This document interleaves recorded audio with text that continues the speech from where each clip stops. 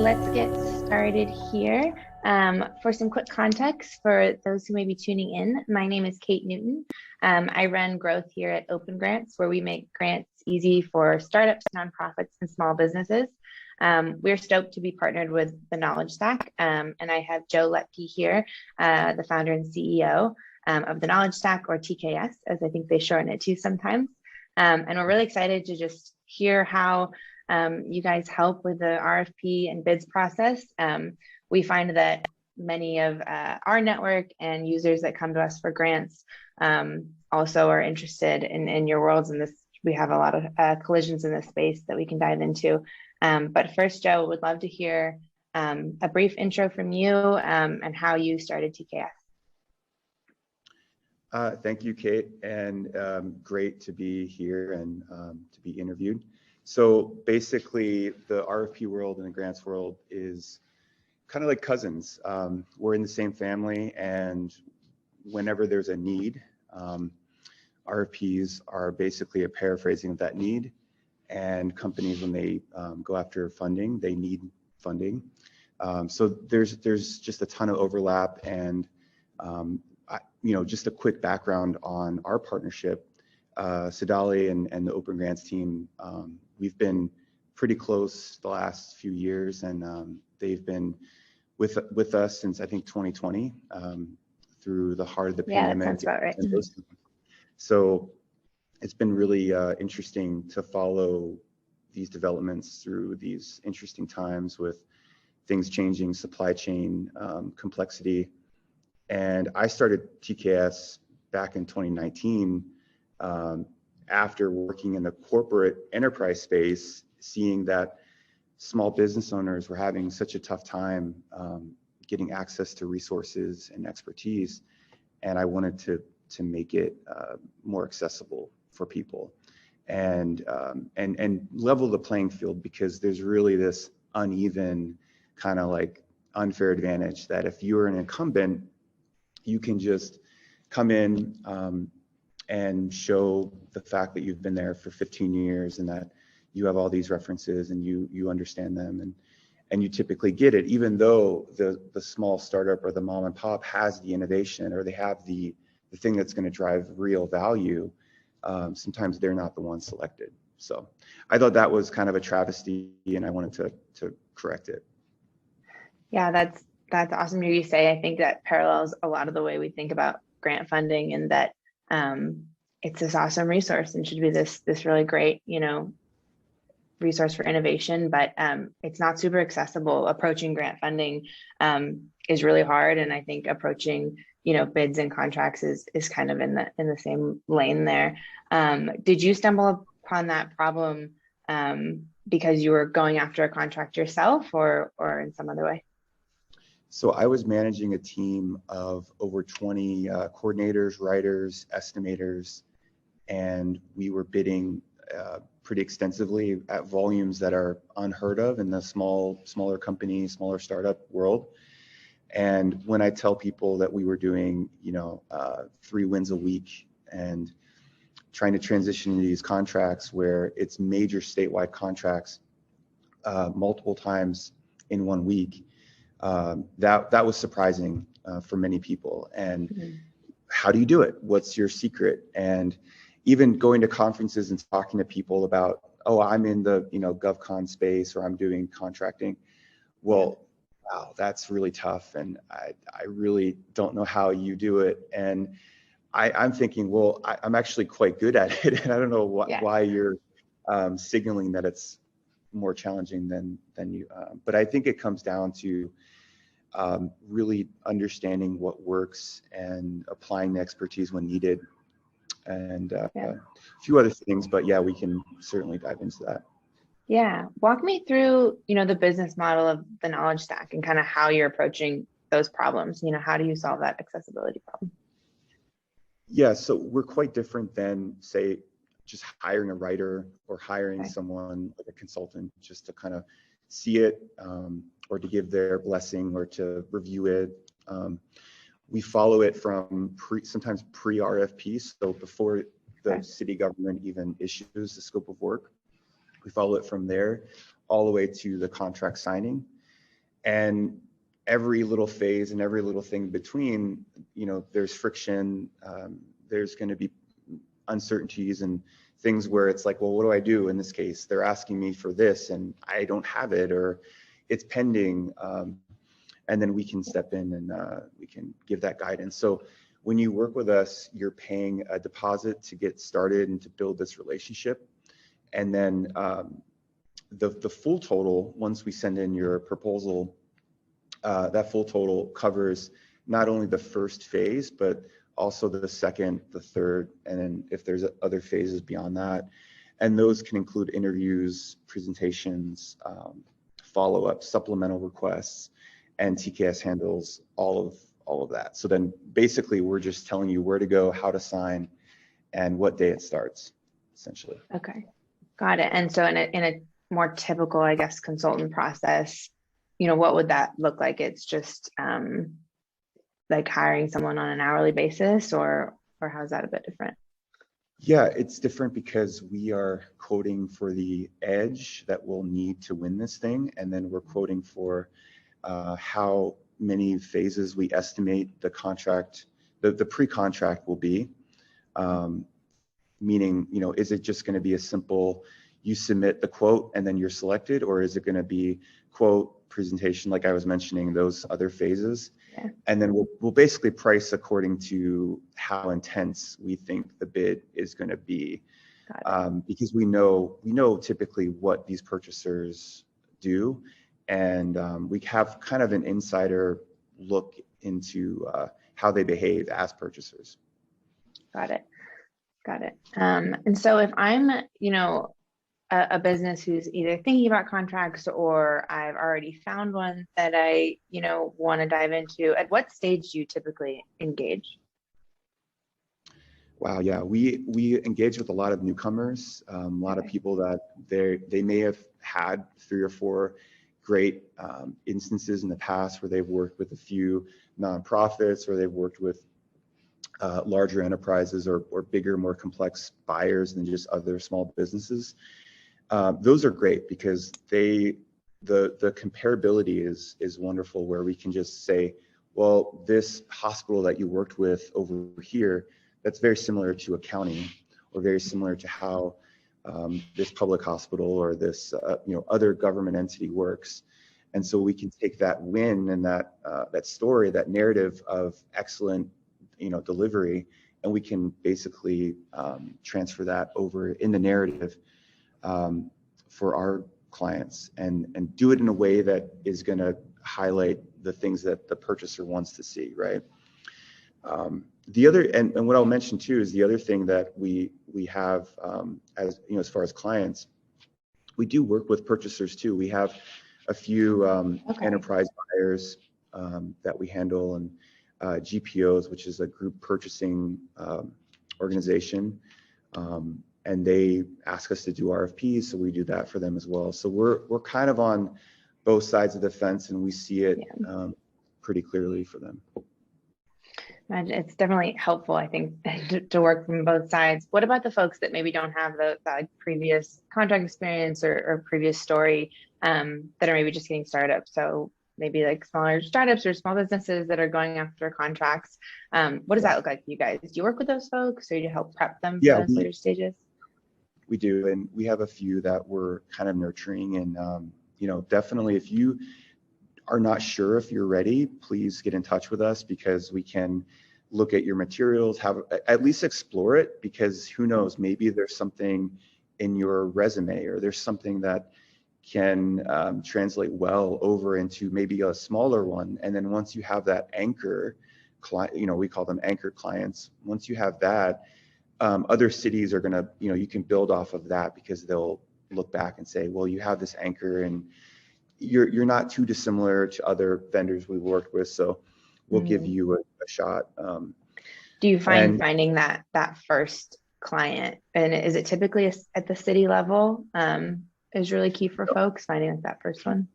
Yeah, so it doesn't have to be. In fact, we had one, and she's in the educational professional development space, and her first client was actually a state, so it was a state government. And that's typically seen as larger.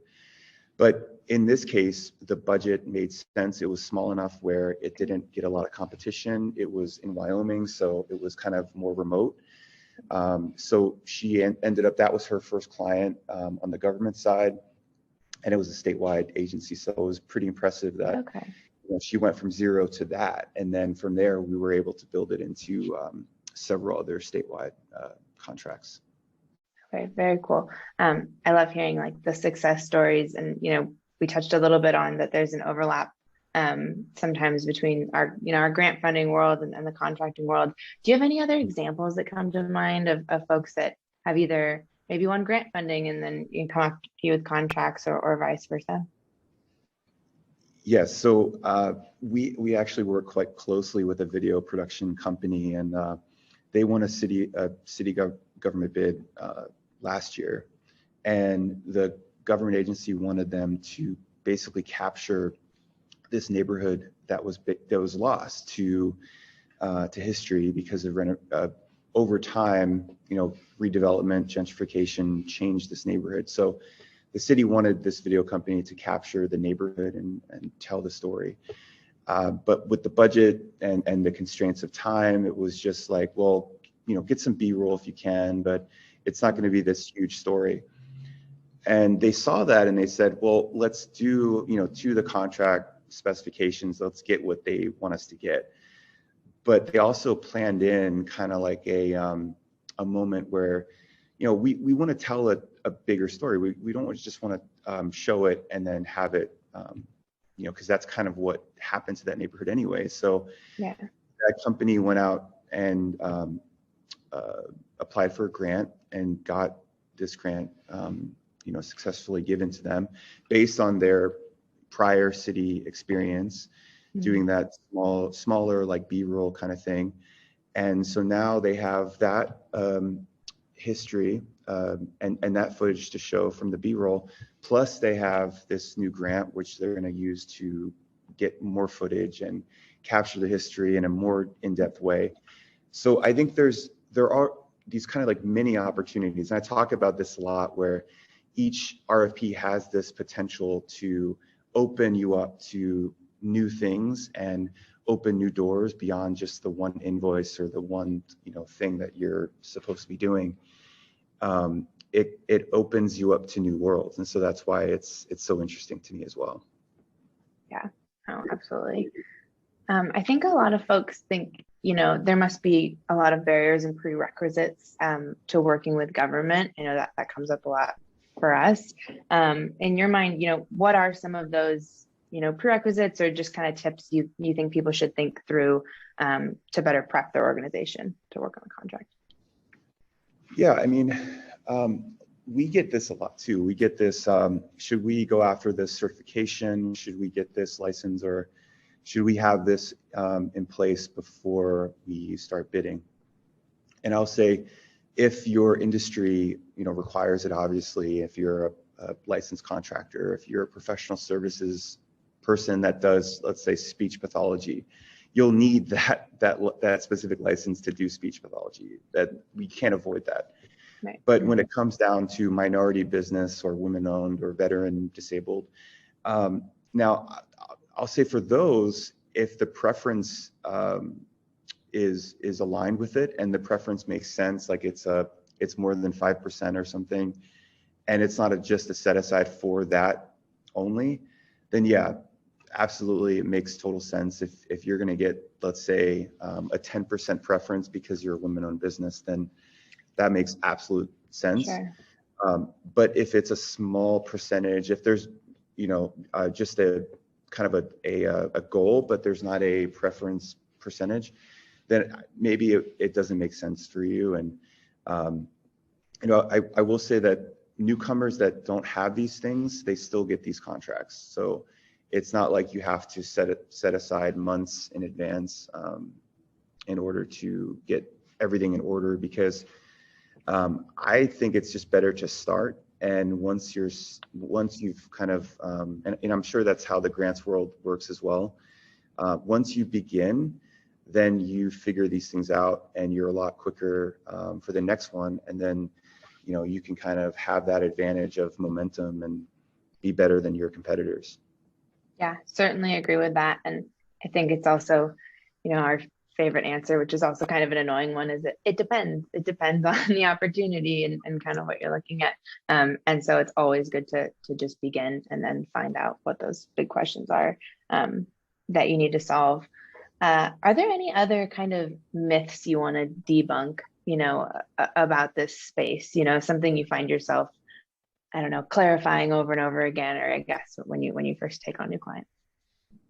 Yeah, I mean, we have a lot of those. So in my space, it's well, we don't do government, or we don't do federal this or that.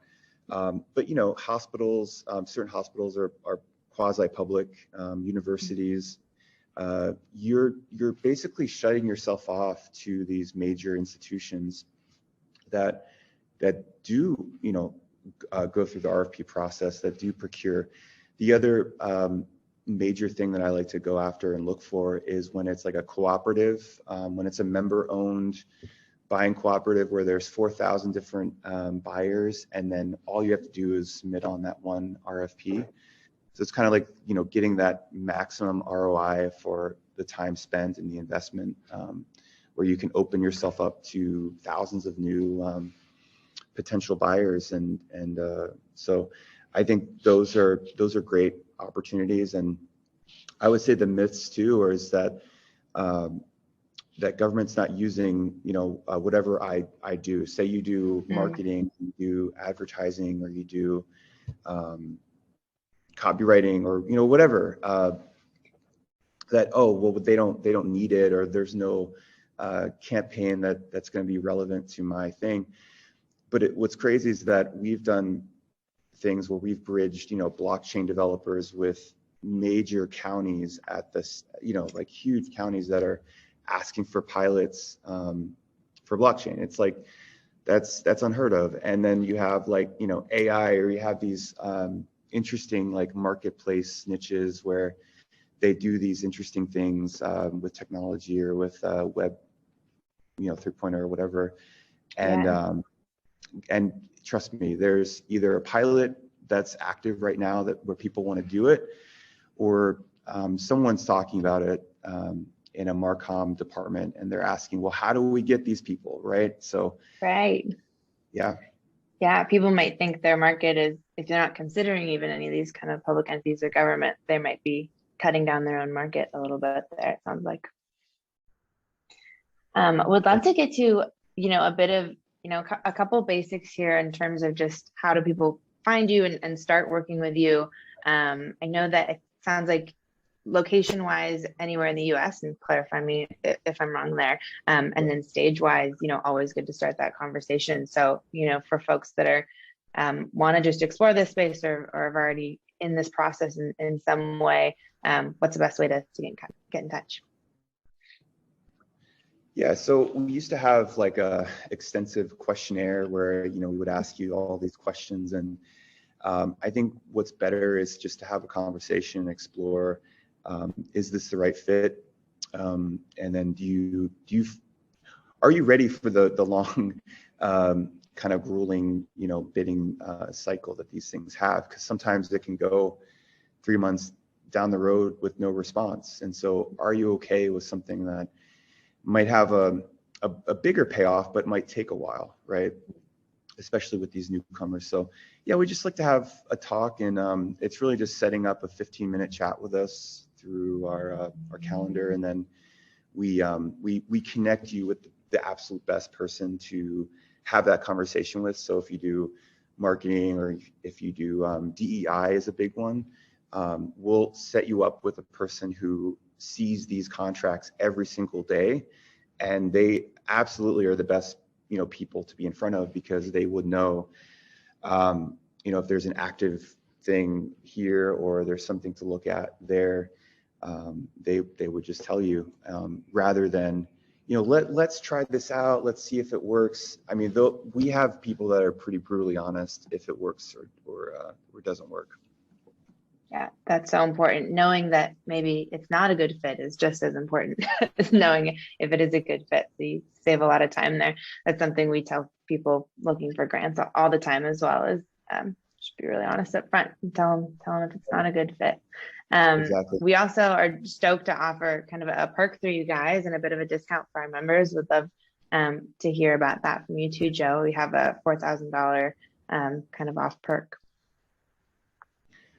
Right. So this is after looking at your other perks and saying, as a team, we want to have a more tangible perk. And so, yeah, it's definitely one that's going to get you started. And that's, pretty much our first engagement total cost is around there. That's the average.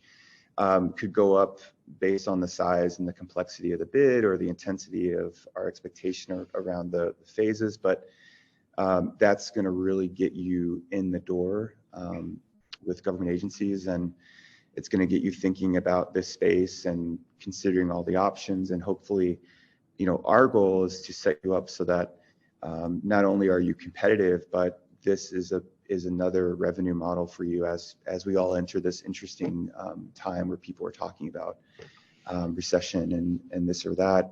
These buyers, they are consistent. The invoice is there. So it's just a matter of positioning, which we do really well, and we can help you with that. Awesome. And for our users, you can find, this perk with the knowledge stack under your profile within OpenGrants. If you're not a user with us yet, we'll attach some info about how to sign up. Joe, I'm wondering, anything we didn't cover or that you want to highlight, questions I didn't ask that you want to make sure we get to? Yeah, I mean, so these agencies, they're smart. They are going through some staffing shortages. They're feeling pains themselves. Any time where you as a small business or you as an owner can supply, value beyond just what you're doing, and offer some assistance and say, look, you don't have to manage our contract the typical way. Our approach that we're going to build into this thing is going to include sort of like a custodial thing where maybe the milestones will be easier on you. The buyers on the government side will see that, they'll appreciate that, and I think you'll have a better chance of getting it. And our goal is to see everyone who has a great idea in those types of positions where they can sell it and scale and just make that idea even better. So I think you can do that if you are willing to work with these people and offer value beyond just what you do on a spreadsheet, but you're more understanding from their perspective what they need, and you're reasonable and you're willing to change and mold to that. I think that's my one. Hopefully you guys can take that away and use something with it.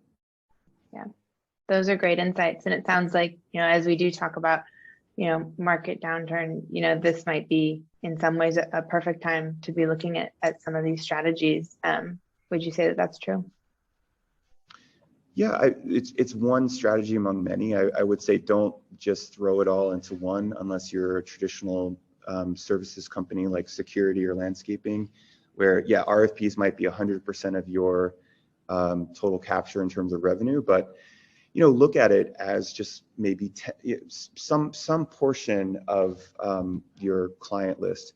I would say the names of having cities and counties does wonders when it comes down to valuation and what your company is ultimately worth. Just having those clients, those references are amazing. So yeah, I definitely think it's worth investigating. It's not for everyone, but maybe it's for you, and we can help you talk about it and explore it. Awesome. Well, thank you so much, Joe, for just breaking this down with me today.